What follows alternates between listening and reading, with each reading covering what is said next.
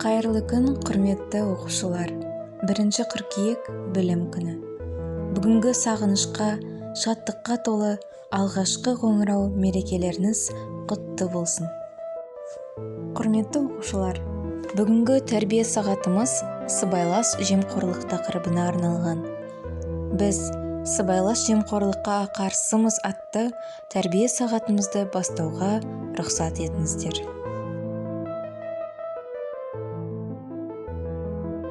Тәрбие сағатымыздың мақсаты сыбайлас жемқорлық деген ұғымды түсіндіріп, пайда болу жағдайлары жайлы түсінік қалыптастыру.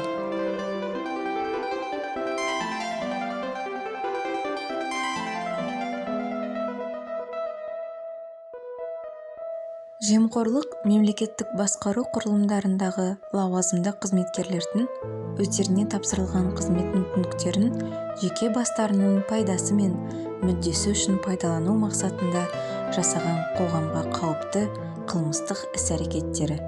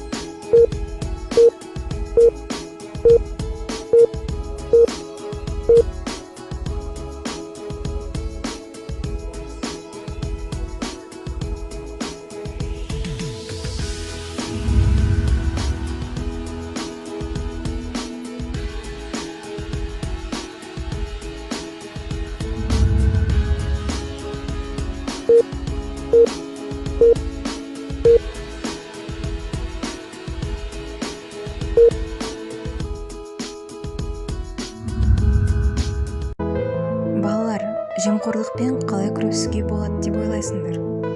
Ойларыңызбен бөлісе отырайық.